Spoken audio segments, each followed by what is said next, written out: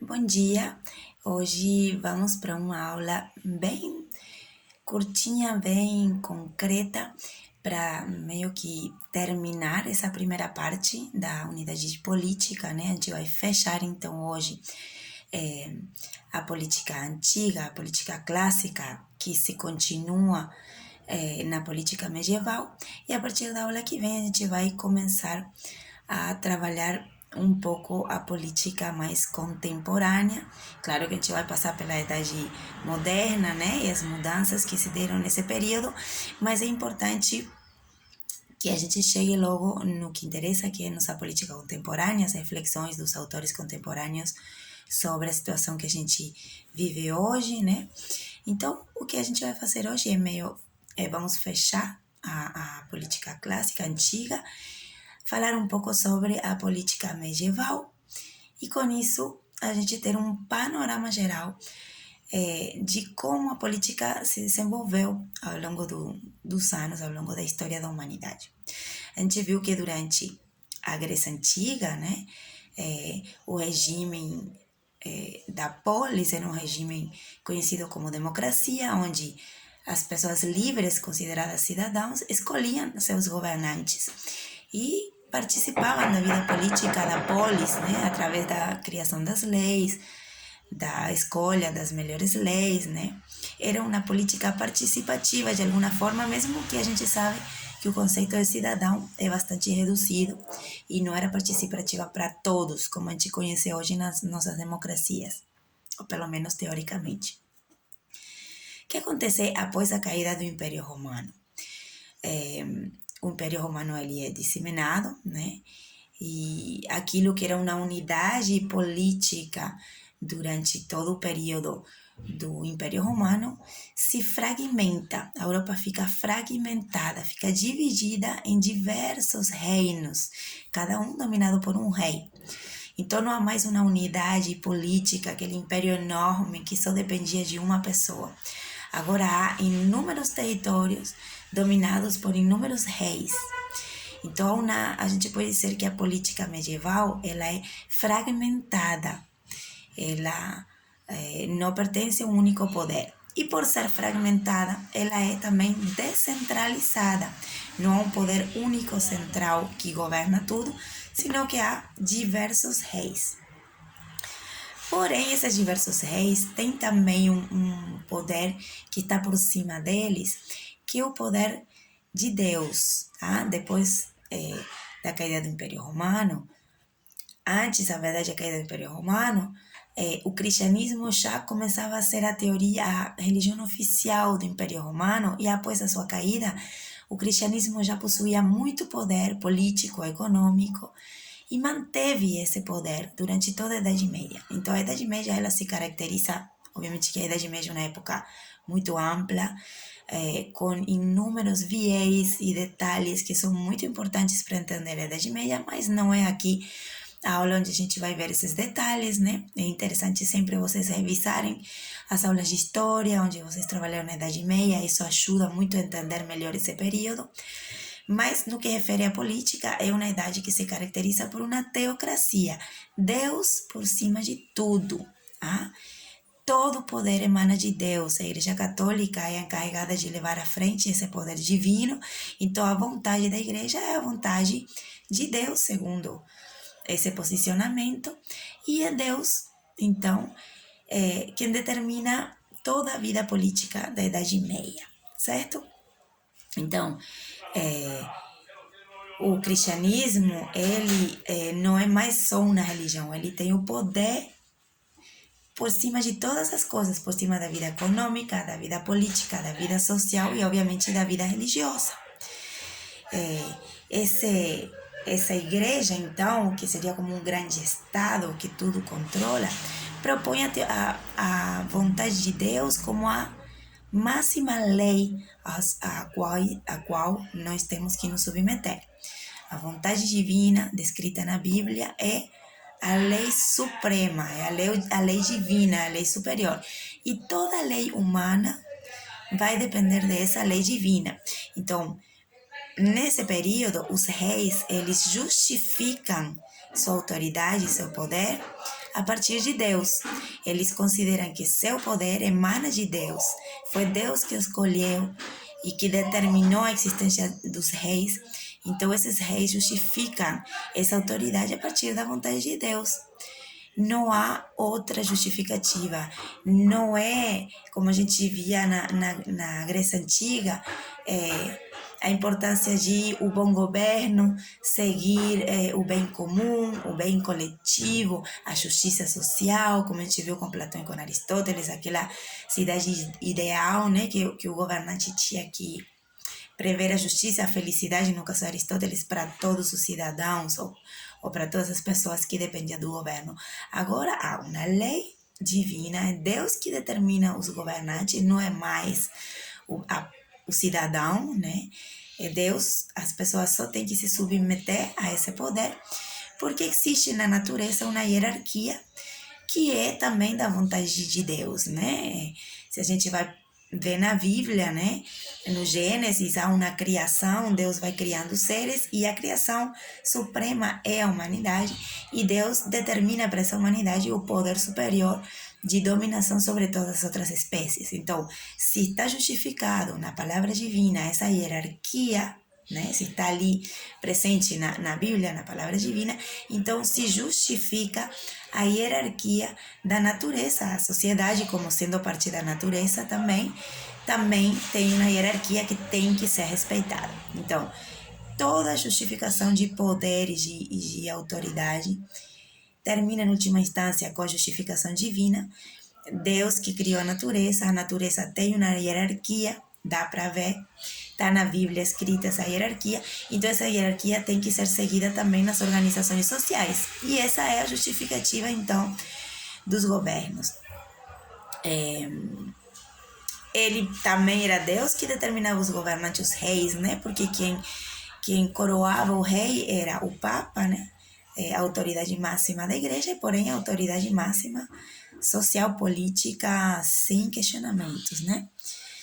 A maior finalidade nessa época, então, já não é mais a justiça social, o bem coletivo, e sim a salvação das almas.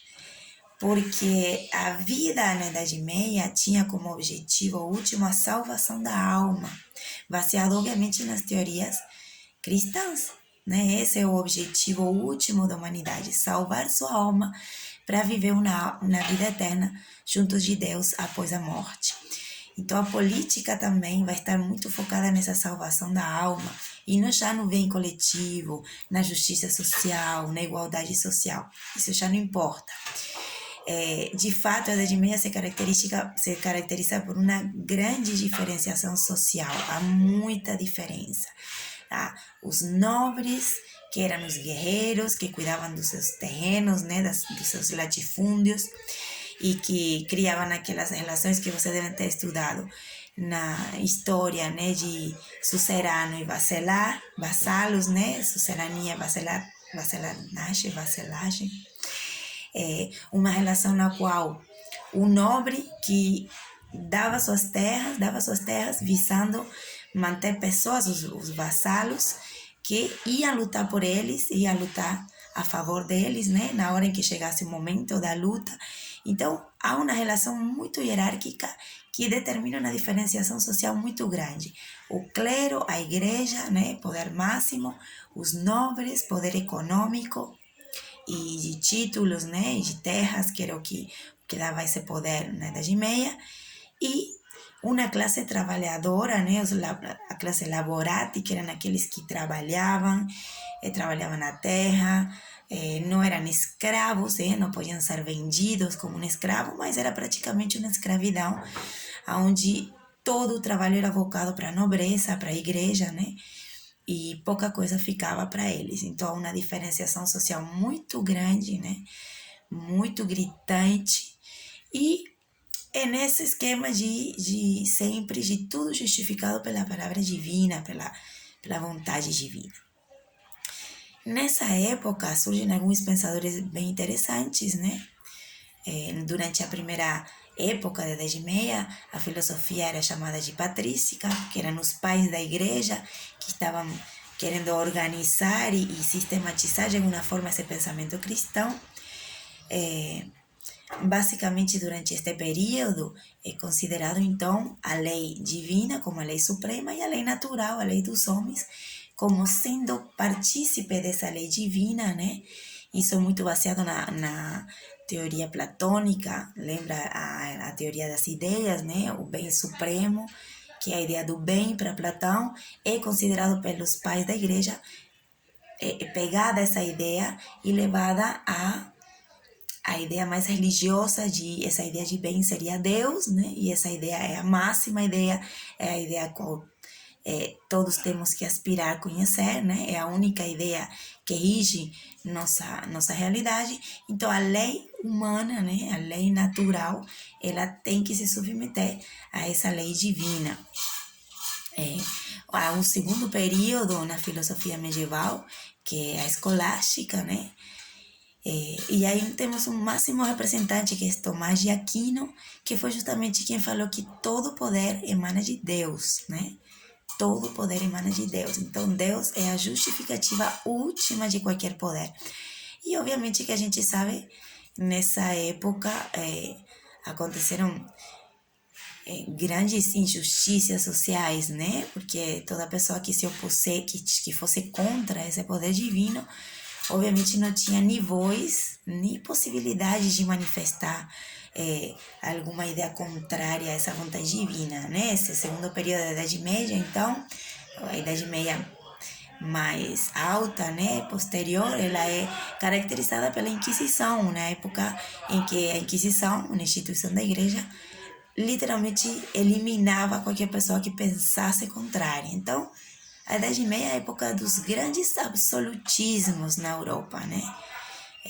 Reis absolutistas que faziam e desfaziam a sua vontade, praticamente, né? Porque sua vontade era justificada pela lei divina.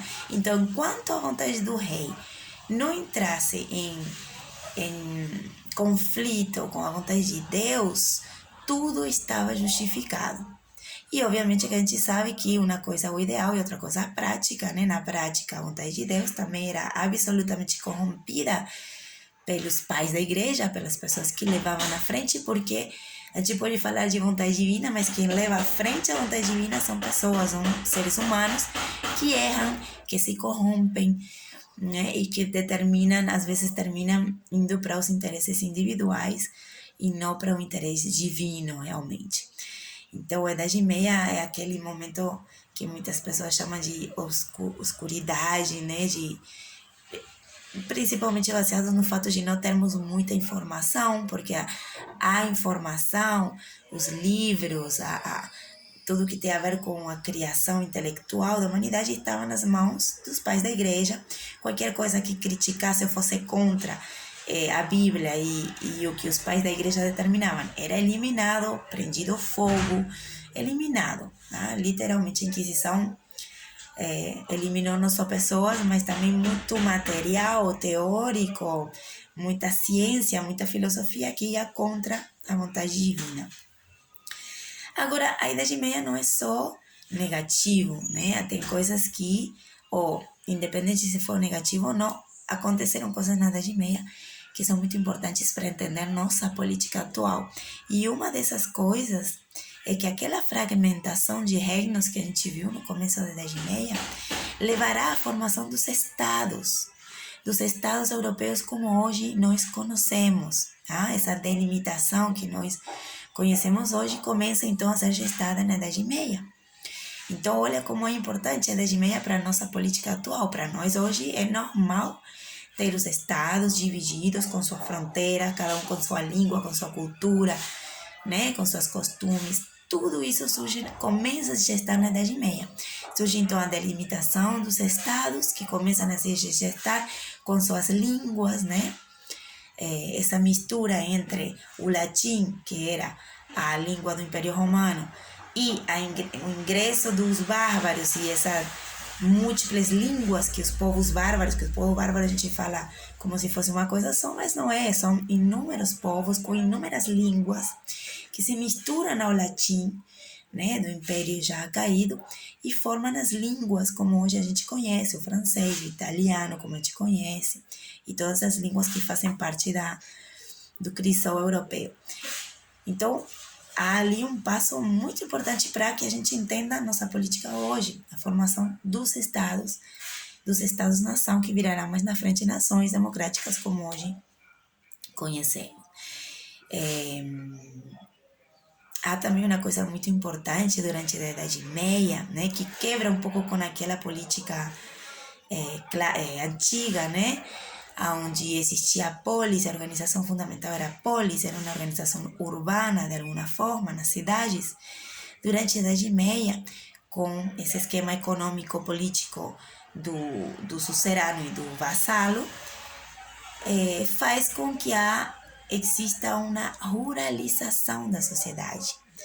Na cidade já não há sustento econômico para a população, então ela emigra, vai, né, a um êxodo para a região rural da Europa. Então há uma superpovoação da parte rural, né, onde as pessoas vão se encaixar nesses grandes latifúndios, seja como vassalo, seja apenas como um trabalhador da terra. Então o campo, a zona rural, ela se povoa muito mais que na época mais clássica, onde a população se concentrava mais na cidade. A gente vai ver que na época moderna isso vai mudar novamente, né? Mas é importante entender então que na Idade Média o trabalho da terra na região rural é muito importante. É ali onde se desenvolve a vida social e política da Idade Média. Há grandes avanços em tudo que diz respeito à agricultura, né? A agricultura é a principal fonte de recursos durante a Idade Média, e há um grande desenvolvimento em técnicas de plantio, né? Então, mesmo existindo a autoridade da igreja, né, hierarquicamente, a nobreza e os reis, né, em um segundo plano, e essa parte, essa classe ou esse grupo considerado o laboratório, né, que é onde se encontram as pessoas que realmente trabalham, são realmente o sustento, né, da Idade Média, porque é basicamente agrícola, né, o sustento da Idade Média. Então, só para fechar, né, já estamos 17 minutos, eu vou ir fechando logo. É importante, então, que fique claro que durante esse momento da humanidade, né, Idade Média, a igreja é a máxima autoridade, a vontade divina é a lei suprema, a lei natural é tudo o que existe na natureza, é vontade de Deus, então ela tem que se submeter hierarquicamente à lei divina. Há uma fragmentação territorial que vai desencadear a formação dos estados europeus como conhecemos hoje. E o objetivo último da política não é já como era na antiguidade, a justiça é o bem comum, mas é o status quo imposto pela Igreja Católica, que exige dos seus súbitos a salvação da alma, e para isso eles têm que se submeter de forma absoluta à vontade divina, manifesta através da vontade dos reis, né? Das leis que eles criavam de forma absolutamente aleatória, caprichosa, certo? Sempre seguindo a lei divina, mas que também a gente sabe caiu na corrupção, né, de alguns pais da igreja, e que lá na Idade Moderna, que a gente vai ver na aula que vem, é absolutamente questionada até o ponto de fazer perder essa autoridade máxima, né?